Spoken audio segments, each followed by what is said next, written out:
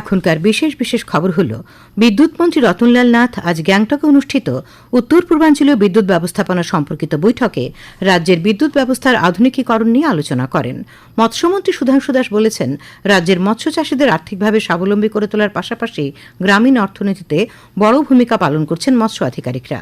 প্রধানমন্ত্রী নরেন্দ্র মোদী বলেছেন, যখন যুব সমাজ জাতি গঠনে অংশগ্রহণ করে তখন জাতি দ্রুত বিকশিত হয় এবং বিশ্বে তার চিহ্ন তৈরি করে। প্রধানমন্ত্রী নরেন্দ্র মোদী আগামীকাল আকাশবাণীতে মন কি বাত অনুষ্ঠানে দেশ বিদেশের মানুষের সঙ্গে তার চিন্তা ভাবনা ভাগ করে নেবেন। এবারে আসছে বিস্তারিত সংবাদে। বিদ্যুৎ মন্ত্রী রতনলাল নাথ আজ গ্যাংটকে কেন্দ্রীয় বিদ্যুৎ মন্ত্রী মনোহর লালের উপস্থিতিতে অনুষ্ঠিত উত্তর পূর্বাঞ্চলীয় বিদ্যুৎ ব্যবস্থাপনা সম্পর্কিত বৈঠকে রাজ্যের বিদ্যুৎ ব্যবস্থার আধুনিকীকরণ নিয়ে আলোচনা করেন। মন্ত্রী জানান, রাজ্যের বিদ্যুৎ ব্যবস্থার সার্বিক উন্নয়নে কেন্দ্রীয় সরকার সকল প্রকার সহযোগিতা করার আশ্বাস দিয়েছেন। বিদ্যুৎ মন্ত্রী শ্রীনাথ সিকিমের মুখ্যমন্ত্রী প্রেম সিং তামাংয়ের সঙ্গে সৌজন্যমূলক সাক্ষাৎ করেন। উভয়ের মধ্যে উন্নয়ন সম্পর্কিত বিষয়ে আলোচনা হয়। পাশাপাশি শ্রী তামাংকে ত্রিপুরাবাসীর তরফ থেকে ঐতিহ্যপূর্ণ ঋষা এবং মাতা ত্রিপুরা সুন্দরী মন্দিরের প্রতিকৃতি দিয়ে সম্বর্ধনা জানান মন্ত্রী শ্রী নাথ। মৎস্যমন্ত্রী সুধাংশু দাস বলেছেন, রাজ্যের মৎস্য চাষীদের আর্থিকভাবে স্বাবলম্বী করে তোলার পাশাপাশি গ্রামীণ অর্থনীতিতে বড় ভূমিকা পালন করছেন মৎস্য আধিকারিকরা। আজ ত্রিপুরা গ্র্যাজুয়েট ফিশারিজ অফিসার্স অ্যাসোসিয়েশনের ৫ম দ্বিবার্ষিক সম্মেলনের উদ্বোধন করে তিনি কথা বলেন। শ্রী দাস আরও বলেন, রাজ্যে ৯৮% মানুষ মাছ খান, কিন্তু সেই তুলনায় উৎপাদনে কিছুটা ঘাটতি রয়েছে। রাজ্যে বর্তমানে মাছের চাহিদা রয়েছে ১,১৭,০০০ মেট্রিক টন। সেই ক্ষেত্রে রাজ্যে মাছের উৎপাদন হচ্ছে ৮৫,০০০ মেট্রিক টন। পার্শ্ববর্তী রাজ্য থেকে মাছ নেই, ঘাটতি পূরণ করা হচ্ছে। রাজ্য সরকার উৎপাদন বাড়ানোর জন্য প্রতিনিয়ত চেষ্টা করছে। পরিত্যক্ত জলাশয়গুলিকে কাজে লাগিয়ে মাছের উৎপাদন বাড়ানোর লক্ষ্যে সরকার বিভিন্ন পরিকল্পনা গ্রহণ করেছে। এ বিষয়ে কেন্দ্রীয় সরকারের কাছে বিভিন্ন প্রকল্প জমা দেওয়া হয়েছে। সময় সময় কেন্দ্রীয় সরকার এই বিষয়ে সাহায্য করে যাচ্ছে। আজকের এই অনুষ্ঠানে উপস্থিত ছিলেন আগরতলা পুর নিগমের ডেপুটি মেয়র মনিকা দাস দত্ত সহ সংগঠনের সভাপতি, সম্পাদক, অন্যান্যরা। সম্মেলনের শুরুতে পহেলগামে সন্ত্রাসীদের হাতে নিহত ব্যক্তিদের স্মরণে 2 মিনিট নীরবতা পালন করা হয়। আজ বিশ্ব ভেটেরিনারি দিবস। এই উপলক্ষে ত্রিপুরা ভেটেরিনারি কাউন্সিল ও ভেটেরিনারি ডক্টরস অ্যাসোসিয়েশনের যৌথ উদ্যোগে আগরতলা এক সচেতনতামূলক র্যালি হয়। স্বামী বিবেকানন্দ ময়দান থেকে র্যালি শুরু হয়ে শহরের বিভিন্ন পথ পরিক্রমা করে। র্যালি উপলক্ষে জমায়েতে ত্রিপুরা ভেটেরিনারি কাউন্সিলের সাধারণ সম্পাদক ড সুজিত সাহা বলেন, এই দিবস পালনের মূল লক্ষ্য হচ্ছে প্রাণী চিকিৎসকদের সম্মান জানানো। এবারের বিশ্ব ভেটেরিনারি দিবসের মূল ভাবনা পশু স্বাস্থ্য রক্ষায় সম্মিলিত প্রচেষ্টা গ্রহণ। চিকিৎসক, প্যারাভেটেরিনারি, কৃষক, সরকার, স্বেচ্ছাসেবী সংগঠন সবাই মিলে পশুদের রক্ষায় সম্মিলিত প্রচেষ্টা গ্রহণ করতে হবে। তিনি বলেন, সুন্দর সমাজ গড়ার লক্ষ্যে পশু স্বাস্থ্য রক্ষা করা অত্যন্ত জরুরি। মানুষকে এ বিষয়ে সচেতন হতে হবে। আজকের র্যালিতে উপস্থিত ছিলেন প্রাণী সম্পদ বিকাশ দপ্তরের ভারপ্রাপ্ত অধিকর্তা ড বিমল কৃষ্ণ দাস, ত্রিপুরা ভেটেরিনারি কাউন্সিলের সভাপতি ড চিন্টু দেববর্মা সহ অন্যান্যরা। পরে ত্রিপুরা ভেটেরিনারি কাউন্সিল ও ভেটেরিনারি ডক্টরস অ্যাসোসিয়েশনের যৌথ উদ্যোগে আগরতলা সুপারিবাগানস্থিত দর্শকদেব স্মৃতিভবনে আয়োজিত আলোচনা সভায় প্রধান অতিথি প্রাণী সম্পদ বিকাশ দপ্তরের মন্ত্রী সুধাংশু দাস বলেন, আগামী দিনে আরও নতুন নতুন প্রকল্পের মাধ্যমে পশুপালকদের স্বনির্ভর করার লক্ষ্যে প্রয়োজনীয় পদক্ষেপ নিচ্ছে সরকার। অনুষ্ঠানে উপস্থিত ছিলেন প্রাণী সম্পদ বিকাশ দপ্তরের সচিব কে শশীকুমার সহ অন্যান্য বিশিষ্টজনেরা। সামাজিক মাধ্যমে পহেলগাম সন্ত্রাসী হামলার সঙ্গে সম্পর্কিত পোস্টের জন্য ত্রিপুরায় 4 জনকে গ্রেপ্তার করা হয়। গত 24 ঘণ্টায় রাজ্যের 3টি জেলা থেকে 2 অবসরপ্রাপ্ত শিক্ষক সহ 4 জনকে গ্রেপ্তার করা হয়েছে। একজন পুলিশ কর্মকর্তা জানিয়েছেন যে ধলাই জেলার আমবাসা থেকে একজন অবসরপ্রাপ্ত শিক্ষক এবং একজন ছাত্রনেতাকে গ্রেপ্তার করা হয়েছে। সেই সঙ্গে উত্তর ত্রিপুরা জেলার ধর্মনগর থেকে আরেক অবসরপ্রাপ্ত শিক্ষককে গ্রেপ্তার করা হয়। সিপাহীজলা জেলার সোনামুড়া থেকে এক যুবককে গ্রেপ্তার করা হয়। 4 জনের মধ্যে সোনামুড়া থেকে গ্রেপ্তার যুবককে মুক্তি দেওয়া হয়েছে। তবে নতুন ভারতীয় ন্যায় সংহিতা আইন অনুসারে তাকে 6 মাস নজরদারি এবং তত্ত্বাবধানে রাখা হবে।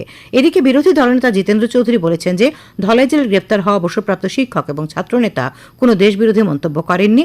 তারা জাতীয় সংহতি তুলে ধরে তাদের পোস্ট করেছিলেন। ত্রিপুরা পুলিশ তাদের এক্স হ্যান্ডেলে একটি পোস্টে বলেছে যে তাদের নজরে এসেছে যে কিছু ব্যক্তি সামাজিক মাধ্যমে উস্কানিমূলক এবং বিভ্রান্তিকর বার্তা প্রচার করছে। পুলিশ জানিয়েছে, এই ধরনের বিষয় ফরওয়ার্ড করা, শেয়ার করা বা তৈরি করা আইনত অপরাধ। এই ধরনের কার্যকলাপে জড়িতদের বিরুদ্ধে কঠোর আইনি ব্যবস্থা নেওয়া হবে বলে পুলিশ জানিয়েছে। পুলিশ সকলকে কোনো উস্কানিমূলক এবং বিভ্রান্তিকর বার্তায় মনোযোগ না দিতে এবং সেই ধরনের বার্তা ফরওয়ার্ড না করার অনুরোধ জানিয়েছে। এছাড়াও সকল নাগরিককে সতর্ক থাকার জন্য এবং এই ধরনের যে কোনো বেআইনি কার্যকলাপের বিষয়ে অবিলম্বে পুলিশকে জানাতে বলা হয়েছে। এদিকে মুখ্যমন্ত্রী অধ্যাপক ড মানিক সাহা গতকাল 8টি জেলার পুলিশ সুপারদের রাজ্যে কোনো পাকিস্তানি নাগরিকের উপস্থিতি সম্পর্কে নিয়মিতভাবে মুখ্যমন্ত্রী সচিবালয়ের সঙ্গে প্রয়োজনীয় তথ্য ভাগ করে নেওয়ার নির্দেশ দিয়েছেন। মুখ্যমন্ত্রীর কার্যালয়ের একজন কর্মকর্তা জানিয়েছেন যে জম্মু ও কাশ্মীরের পহেলগামে সন্ত্রাসী হামলার পরিপ্রেক্ষিতে মুখ্যমন্ত্রী 8টি জেলার ম্যাজিস্ট্রেটদের সর্বদা সতর্ক থাকতে বলেছেন। খবর প্রচারিত হচ্ছে আকাশবাণীর আগরতলা কেন্দ্র থেকে। আকাশবাণীর সংবাদের আপডেট পেতে লগ ইন করুন www.newsonair.com এবং নিউজ অন এয়ার অ্যাপ এবং টুইটার ও ফেসবুক প্ল্যাটফর্মে এআইআর নিউজ অ্যালার্টসে। ইউটিউবে লক্ষ্য রাখুন নিউজ অন এয়ার অফিসিয়ালে। এছাড়া আকাশবাণী আগরতলার সংবাদ আপডেট পেতে দেখুন টুইটার বা এক্স হ্যান্ডেলে আকাশবাণী নিউজ আগরতলা, ফেসবুকে এআইআর নিউজ আগরতলা এবং ইউটিউবে আকাশবাণী নিউজ আগরতলা। প্রধানমন্ত্রী নরেন্দ্র মোদী বলেছেন, যখন যুব সমাজ জাতি গঠনে অংশগ্রহণ করে তখন জাতি দ্রুত বিকশিত হয় এবং বিশ্বে তার চিহ্ন তৈরি করে। তিনি বলেন, আজ দেশের যুব সমাজ তাদের কঠোর পরিশ্রম এবং উদ্ভাবনের মাধ্যমে বিশ্বকে দেখিয়ে দিচ্ছে যে জাতির কত সম্ভাবনা রয়েছে। আজ ভিডিও কনফারেন্সিংয়ের মাধ্যমে বিভিন্ন সরকারি দপ্তরে নবনিযুক্ত 51,000-এর বেশি যুবক যুবতীকে নিয়োগপত্র বিতরণের পর রোজগার মেলায় ভাষণ দিচ্ছিলেন তিনি। প্রধানমন্ত্রী বলেন, আজ যে যুবকরা তাদের নিয়োগপত্র পেয়েছেন তাদের উপর দেশের অর্থনীতি, অভ্যন্তরীণ নিরাপত্তা, আধুনিক পরিকাঠামো উন্নয়ন এবং শ্রমিকদের জীবনে পরিবর্তন আনার বড় দায়িত্ব রয়েছে। তিনি বলেন, তারা তাদের কাজের প্রতি যত বেশি সৎ থাকবেন ততই তারা ভারতের বিকশিত ভারতের যাত্রাকে সমর্থন করবেন। मुझे विश्वास है आप अपने दायित्वों को पूरी निष्ठा से निभाएंगे।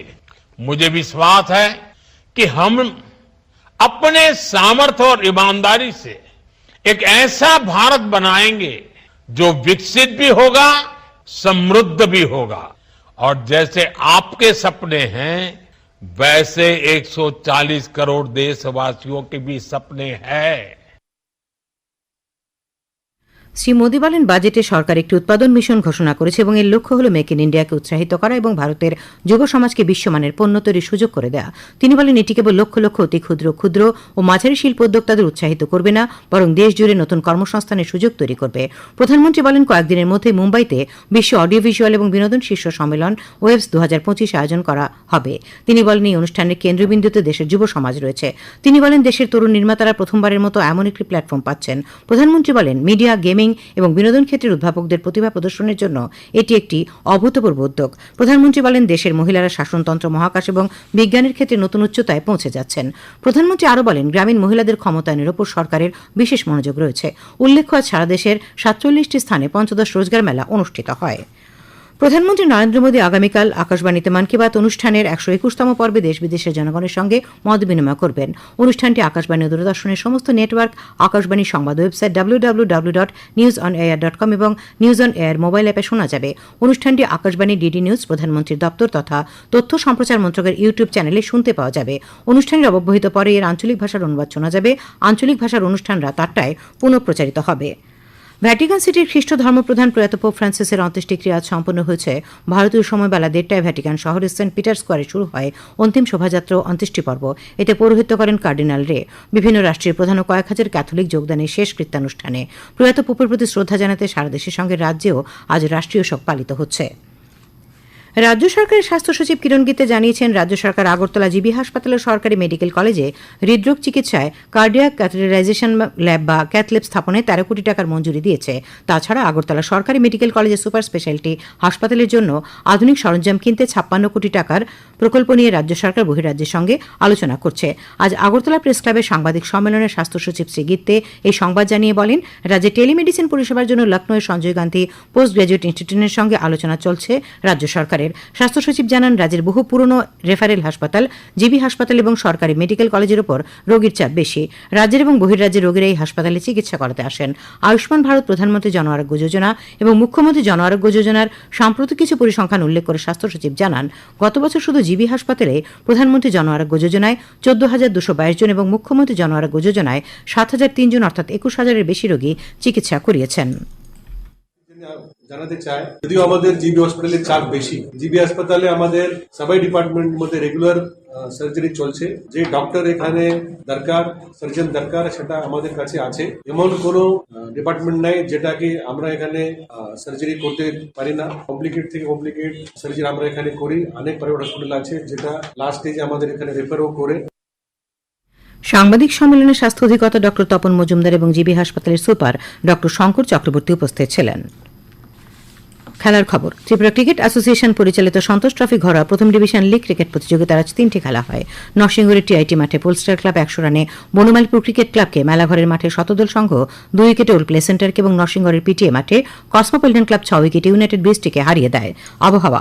আগামী 24 ঘণ্টায় রাজ্যের উত্তর ধলাই, ঊনকোটি জেলায় বিক্ষিপ্তভাবে বজ্রবিদ্যুৎ সহ ঘণ্টায় 30 থেকে 40 কিলোমিটার বেগে ঝোড়ো হাওয়া বয়ে যাওয়ার সতর্কবার্তা জারি করেছে আবহাওয়া দপ্তর। তাছাড়া অন্যান্য জেলায় বিক্ষিপ্তভাবে বজ্র বিদ্যুৎ সহ বৃষ্টিপাতের সতর্কবার্তা জারি করা হয়েছে। শেষ করার আগে খবরের বিশেষ বিশেষ অংশগুলি আর একবার। বিদ্যুৎ মন্ত্রী রতনলাল নাথ আজ গ্যাংটকে অনুষ্ঠিত উত্তর পূর্বাঞ্চলীয় বিদ্যুৎ ব্যবস্থাপনা সম্পর্কিত বৈঠকে রাজ্যের বিদ্যুৎ ব্যবস্থার আধুনিকীকরণ নিয়ে আলোচনা করেন।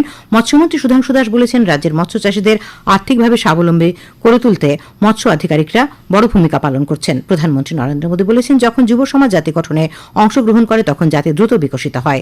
প্রধানমন্ত্রী নরেন্দ্র মোদী আগামীকাল আকাশবাণীর মন কি বাত অনুষ্ঠানে দেশ বিদেশের জনগণের সঙ্গে চিন্তা ভাবনা ভাগ করে নেবেন। স্থানীয় সংবাদ আজকের মতো এখানে শেষ হল। পরবর্তী বাংলা স্থানীয় সংবাদ শোনা যাবে আগামীকাল সকাল 7:35